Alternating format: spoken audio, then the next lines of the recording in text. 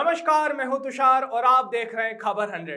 आइए रुख करते हैं आज की खबरों की ओर, पर उससे पहले एक नजर आज की हेडलाइंस पर। कांग्रेस प्रवक्ता दुर्गेश शर्मा का इमरती देवी पर बयान। शिवराज सरकार के कैबिनेट मंत्री भी अंडा देते हैं। राकेश सिंह यादव। सजल त्रिपाठी हत्याकांड के 4 आरोपी गिरफ्तार। जनपद हापुड़ के थाना धौलाना क्षेत्र के गांव ढहाना में 3 दोस्त सपनावत नहर में नहाने के लिए गए थे, जिसमें पानी के तेज बहाव के कारण एक युवक पानी के साथ बह गया। युवक के घर पे न पहुंचने पर परिजनों ने साथ में गए दोस्तों से संपर्क साधना शुरू किया तो सच्चाई सामने आई, जिसके बाद परिजनों ने इसकी सूचना पुलिस को दी। परिजनों ने आरोप लगाया है कि पुलिस अगर सुनवाई करती या मामले को गंभीरता से लेती तो उनका बेटा मिल सकता था। खुद परिजनों ने नहर पर पहुंचकर अपने बेटे की तलाशी की और काफी तलाशने के बाद भी उन्हें अपने बेटे का कोई पता नहीं चला। फिलहाल गोताखोरों की मदद से युवक को ढूंढने का प्रयास जारी है, लेकिन अभी तक युवक का कोई पता नहीं चल पाया है। सर ये नहाने के लिए आया था, 2 बच्चे और साथ थे इनके। जो पड़ोसी ने बताया कि बच्चा ऊपर से कूदा, उसके ऊपर से एक बच्चा और कूदा था। कब की घटना है ये कल 12 बजे की घटना है। 12-1 के बीच की कहानी है। आपने इसमें कोई कार्रवाई वगैरह की? कार्रवाई करी जी, हमारा कानून कोई हमारा साथ नहीं दे रही है।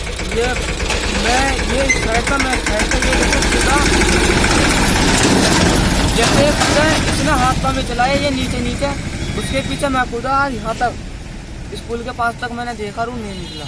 हमने मेरे गांव का लड़का कल न्यार लेने गया था अपने खेत पर, और वहां से वो नहर पे आ गया अपने 2 दोस्तों के साथ। वो उनके साथ नहा रहा था, नहर में डूब गया। करीब कल 12 बजे की घटना है ये। और उसके बाद में उन बच्चों ने कुछ नहीं बताया गांव में जाकर, वो गांव चले गए। और उसके बाद में 3 बजे जब न्यार का टाइम हुआ, उसकी ढूंढेर मची है। बुग्गी हमें जो है नहर पर खड़ी मिली है 3 बजे। उसके बाद में 4 बजे करीब में हमने पुलिस को सूचना दी है। पुलिस वहाँ पहुंची है और इंस्पेक्टर साहब से बात हुई। इंस्पेक्टर साहब से गोताखोरों के बारे में उन्होंने कहा कि हमारे अंडर में कोई गोताखोर नहीं आते हैं। पुलिस प्रशासन की तरफ से कोई गरीब परिवार की हेल्प नहीं हुई है। गरीब परिवार था ये गांव का, और अगर कोई मालदार आदमी का कुत्ता भी मर जाता है वहाँ ये शासन प्रशासन पूरा अलर्ट हो जाता। अभी तक भी कोई गरीब परिवार की कोई पुलिस की ओर से कोई हेल्प नहीं की गई है। हरेंद्र शर्मा की रिपोर्ट। राकेश सिंह यादव का बयान सामने आया है, जिसमें उन्होंने जमकर शिवराज सरकार पर हमला बोला। उन्होंने कहा कि सिंधिया के कैबिनेट मंत्री अब अंडा भी देने का दावा कर रहे हैं। यह दावा कितना सच्चा है ये तो मुख्यमंत्री ही जानते हैं और वही बताएंगे, लेकिन जनता समझदार है। आने वाले उपचुनाव में जनता जरूर वोटों के रूप में अंडा देने को तैयार है। उपचुनाव के बाद सभी गद्दार और सिंधिया को मिलकर पोल्ट्री फार्म खोलना चाहिए। शिवराज सरकार के जो मंत्री हैं वो सत्ता के नशे में मदहोश हो गए हैं। एक तरह से ऐसी बातें कर रहे हैं जो इस सभ्य समाज में शायद बोलना भी संभव नहीं है, लेकिन वो कैमरे के आगे बोल रहे हैं। अब ऐसी बातें बोलना और मुख्यमंत्री द्वारा उस पर क्या निर्णय लिया जाएगा, ये भी बहुत बड़ी यक्ष प्रश्न है भारतीय जनता पार्टी के सामने। कैबिनेट मंत्री बोल रहे हैं कि कुपोषण दूर करने के लिए वो खुद अंडा देंगी। मेरा माननीय मुख्यमंत्री जी से निवेदन है कि कुक्कुट परियोजना है उस पर पुनः विचार कर लें और अपने मंत्रिमंडल के सदस्यों से एक बैठक करके ये बात करें कि कौन कौन सा मंत्री कुपोषण दूर करने के लिए अंडा देने की योजना में शामिल होना चाहता है, उनको शामिल कर लें। आप सोच सकते हैं कि मध्य प्रदेश का जो मंत्रिमंडल है और जो सिंधिया के ये गद्दार मंत्री हैं, उन्होंने क्या दशा मध्य प्रदेश की कर दी है। पूरा देश मध्य प्रदेश के मंत्रियों की बातों पे हंसता है और कॉमेडी सीरियल का मजा लेता है। मध्य प्रदेश का सम्मान समाप्त हो रहा है, युवाओं का सम्मान समाप्त हो रहा है और मंत्री अपने सत्ता के नशे में मदहोश हुए जा रहे हैं। तो उसका कोई अंत ही नहीं हो रहा है। अब जनता उपचुनाव में मंत्रियों को अंडा देने की तैयारी कर रही है। वोटों का 0% उनको मिलेगा, तब उनको पता चलेगा कि अंडे का फंडा क्या होता है। और बाद में सिंधिया और ये 25 गद्दार मिलकर पोल्ट्री फार्म खोल लें, अंडे मुफ्त के मिल जाएंगे। महिदपुर अशासकीय शाला प्रतिनिधि मंडल के जितने भी शासन मान्यता प्राप्त अशासकीय विद्यालय संचालित हो रहे हैं, उनमें आ रही समस्याओं को लेकर एक ज्ञापन महिदपुर अनुविभागीय अधिकारी के नाम तहसीलदार विनोद शर्मा और बीआरसी आरसी देवड़ा को दिया गया। संगठन द्वारा ज्ञापन के माध्यम से शासन से निवेदन किया गया कि उनकी आरटीआई की राशि जो उन्हें आज तक प्राप्त नहीं हुई है वो उन्हें तुरंत भुगतान की जाए, क्योंकि कोविड-19 के कारण अशासकीय स्कूलों की आर्थिक स्थिति अभी बेहद ही खराब चल रही है और इस विकट परिस्थिति में यदि 2 वर्षों की फीस प्रतिपूर्ति की भुगतान शासन द्वारा कर दिया जाता है तो सभी स्कूलों को आर्थिक सहारा मिलेगा। सर, आज अशासकीय शाला संगठन द्वारा एक ज्ञापन दिया गया है, क्या विषय है? विषय है मध्य प्रदेश शासन द्वारा मान्यता प्राप्त शाला अशासकीय विद्यालय संचालन में आ रही समस्याओं को प्रबंध संज्ञान में लेने में। अशासकीय शाला प्रतिनिधि संगठन द्वारा मुझे आज 4 बिंदुओं का एक ज्ञापन सौंपा गया है, जिसमें विभिन्न आरटी के तहत 18-19, 20-19 ऑनलाइन प्रक्रिया, 6 माह पूर्व जिला स्तर समन्वय भुगतान, अनावश्यक कारण से लंबित होने से निर्धन छात्रों की झुग्गी झोपड़ी के विद्यालय के कारण फीस की प्राप्ति न होने की कठिनाई के कारण और शासन द्वारा सीबीएसई बोर्ड एवं एमपी बोर्ड में एक जैसा बर्ताव करना, ये विषय में विस्तृत जानकारी आपके द्वारा जो मुझे दी गई है, ये आपका ज्ञापन मैं वरिष्ठ कार्यालय जिला शिक्षा केंद्र उज्जैन और जिला शिक्षा कार्यालय को भी उज्जैन को पहुंचा दूँ। आपकी सारी मांगों के लिए जो है तो जो विधिवत शासन के नियम के अंतर्गत जो आएगा, आपकी ज्ञापन का पूर्ण सहयोग किया। महिदपुर से जुबेर खान की रिपोर्ट।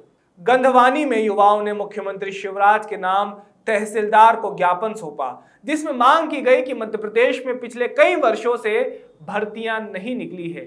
2017 के बाद से पुलिस भर्ती, मध्य प्रदेश उप निरीक्षक, पटवारी भर्ती आदि कई भर्ती है जिनके हजारों पद रिक्त हैं और जो भर्ती निकली है उनकी प्रक्रिया समय पर पूर्ण नहीं हुई है, जिससे कई छात्र बेरोजगार बैठने पर मजबूर है। इस पर युवाओं ने शिवराज से मांग की है कि जल्द से जल्द भर्तियां निकाली जाए।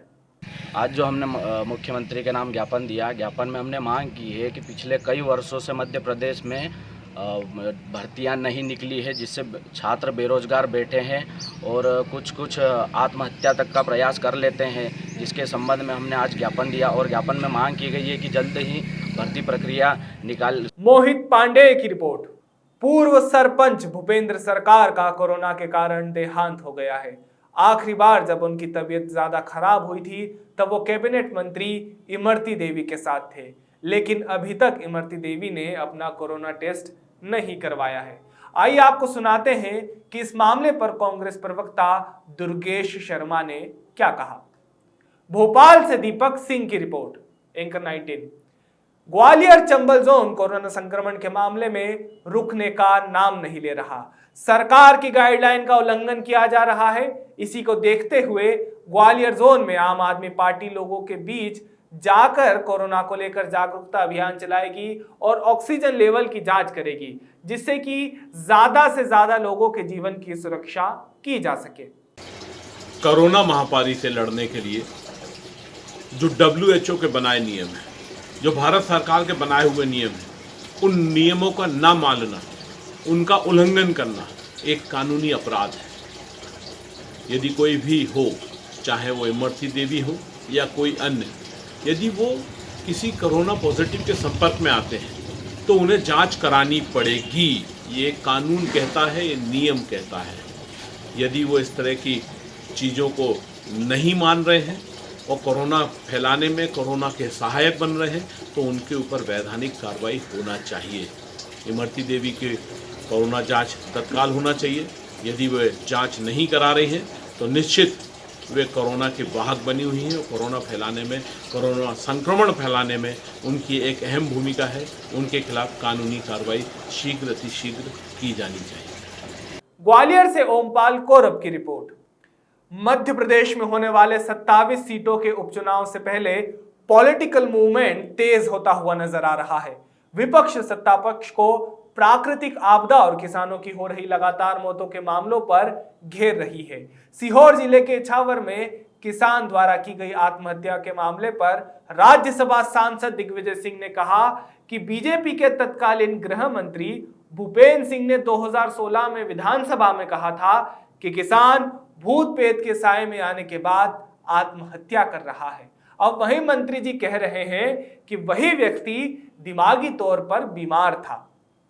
भारतीय जनता पार्टी के तत्कालीन गृह मंत्री जी ने विधानसभा में 2016 में कहा था कि किसान जो है आत्महत्या इसलिए कर रहा है क्योंकि भूत प्रेत से वो प्रभावित हो गया है। अब उन्हीं माननीय मंत्री जी ने कहा है कि उस व्यक्ति का जो बाबू सिंह ने जो आत्महत्या की थी उसमें वो बीमार था, दिमागी तौर पे बीमार था।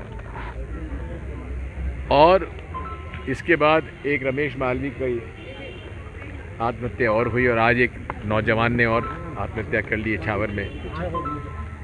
3 आत्महत्याएं शिवराज सिंह चौहान मुख्यमंत्री जी के गृह जिले में, ये 3 लगातार आत्महत्याएं पिछले 5 दिन में हो गई हैं। प्रशासन का निकम्मापन इसमें साबित हो रहा है।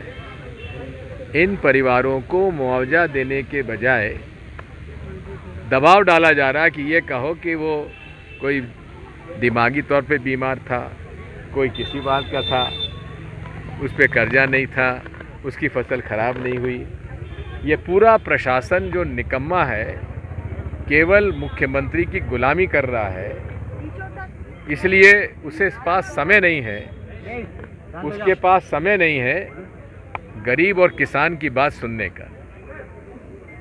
हम मांग करते हैं शिवराज सिंह जी से, जब कांग्रेस की सरकार थी तो कमलनाथ जी ने बिना सर्वे के लोगों को मुआवजा दिलवा दिया था। अब ये बात करते हैं सर्वे, और आपको याद होगा शिवराज सिंह जी ने कहा था मैं अगर मुख्यमंत्री होता 40,000 रुपया प्रति हेक्टेयर दिलवाता। कहा था कि नहीं कहा था? अब दिलवाए ना, दिलवाए। ये मामा जो है, मामा बनता है, लेकिन बहनोई और उसके भांजे आत्महत्या कर रहे हैं और उसके ऊपर कोई वो नहीं है, कोई उसके ऊपर जू नहीं रेंग रहा है उसके ऊपर। मामा अगर तुम वाकई में इनके बहनोई हो या मामा हो बच्चों के, तो तत्काल उनको मुआवजा भी दो।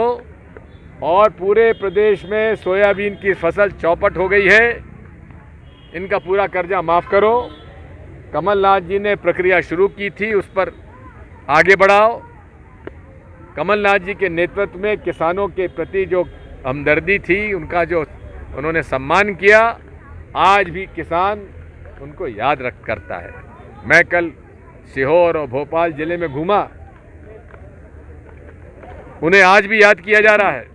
बिजली के बिल, कर्जा माफ़ी, और तो और पेंशन, और तो और दूध के भाव, जबकि मावा और नकली दूध बाजार में बिक रहा था। उस समय किसान का जो असली दूध था उसके भाव घट गए थे, लेकिन जब नकली मावा और नकली दूध बनाने वालों पर कमलनाथ जी ने उस माफिया पर सख्ती से कार्रवाई की, 8 रुपया लीटर भाव बढ़ गए थे। अब फिर मामा आए और मामा ने फिर चालू कर दिया नकली दवा, नकली दूध, नकली मावा। ये नकली मामा जो है ना, इसकी वजह से आज फिर से किसानों के दूध का भाव 8 रुपये लीटर कम हो गया, 8 रुपये लीटर। और ये मामा किसानों का हिमायती बनता है? इस्तीफा दे देना चाहिए इस मामा को। शिक्षक दिवस के अवसर पर मध्य प्रदेश के पूर्व मुख्यमंत्री और प्रदेश कांग्रेस अध्यक्ष कमलनाथ का संबोधन सामने आया है। आइए आपको भी सुनाते हैं कि कमलनाथ ने क्या कहा। शिक्षक दिवस के अवसर पर मैं प्रदेश के सभी शिक्षकों को बधाई देता हूं। देश के पूर्व राष्ट्रपति डॉक्टर राधाकृष्णन के जन्मदिन को शिक्षक दिवस के रूप में हम सभी मनाते हैं। एक शिक्षक से देश के राष्ट्रपति बनने तक का उनका सफर हम सभी को प्रेरणा देता है। हमारे शिक्षकविद अरविंद घोष, ईश्वर चंद्र विद्यासागर और बाबा साहब अम्बेडकर ने शिक्षा के क्षेत्र में बहुत योगदान दिया। हमारी कांग्रेस की सरकार ने राइट टू एजुकेशन एक्ट बनाया था। पिछले 15 वर्षों में हमारे मध्य प्रदेश में शिक्षा व्यवस्था में जिस स्तर की प्रगति और सुधार होना चाहिए था वैसे नहीं हो पाया। शिक्षा तो सच और झूठ में अंतर करना सिखाती है। आज सच और झूठ में अंतर करने का भी समय है। हमारे प्रदेश के स्कूलों में क्वालिटी एजुकेशन को लेकर कोई योजना या नीति पर कभी भी गंभीरता से विचार नहीं किया गया।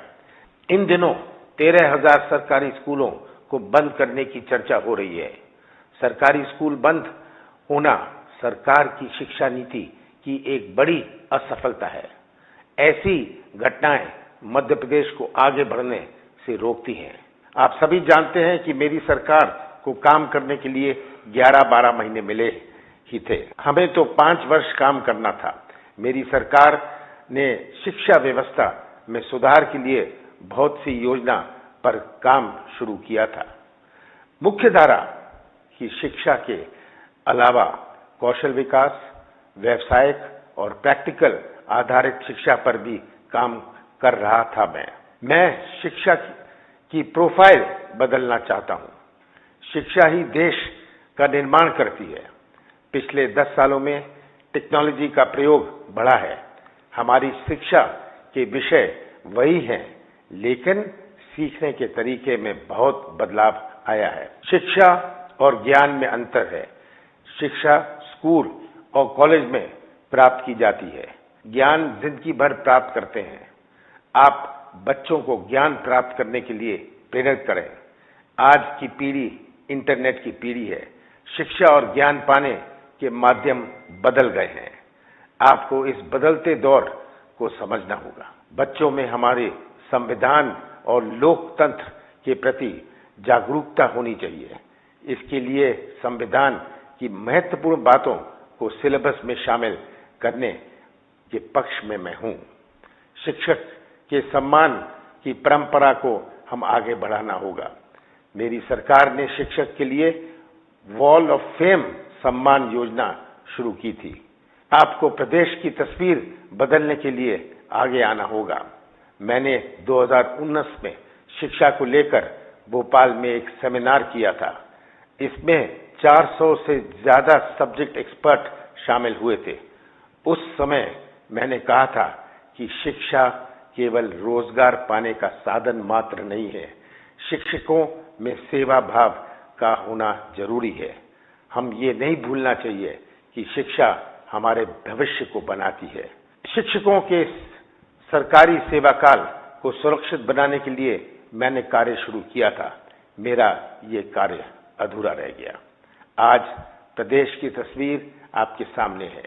एक शिक्षक के रूप में आपकी जिम्मेदारी ज्यादा है।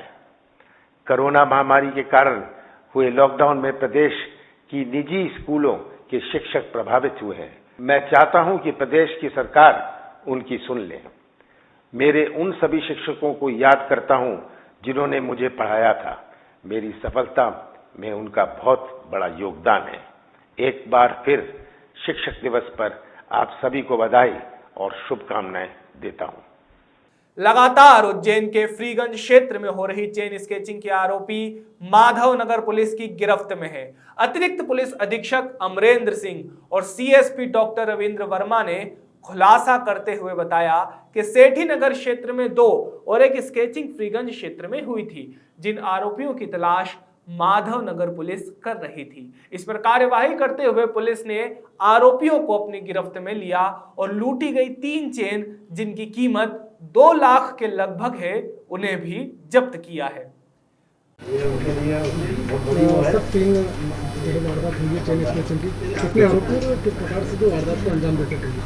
पिछले कुछ दिनों से थाना माधवनगर क्षेत्र में लगातार चैन स्नैचिंग की घटनाएं हुई हैं। इसमें माननीय एसपी महोदय द्वारा आदेश किया था कि लगातार भ्रमण किया जाए एवं जो संदिग्ध अवस्था में घूम रहे हैं उनसे पूछताछ की जाए।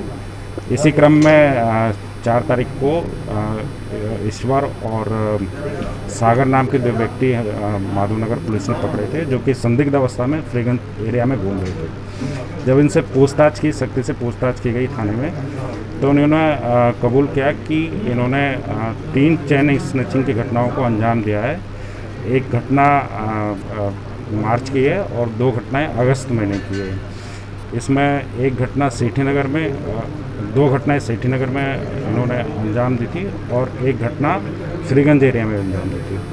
टोटल इनमें हमने 3 सोने की चैनें बरामद की है, जिसमें से एक चैन 15 ग्राम की है और 2 चैनें 10 ग्राम की है। टोटल 1,75,000 का मसला हमने जब्त किया है। ये सभी आरोपियों के जिवाजीगंज थाना क्षेत्र में पहले से रिकॉर्ड है। सर, इनके पहले भी किसी प्रकार के आरोप लगे हैं? ये जिवाजीगंज क्षेत्र के रहने वाले हैं और जिवाजीगंज थाना क्षेत्र में इनके क्रिमिनल रिकॉर्ड मिले हैं।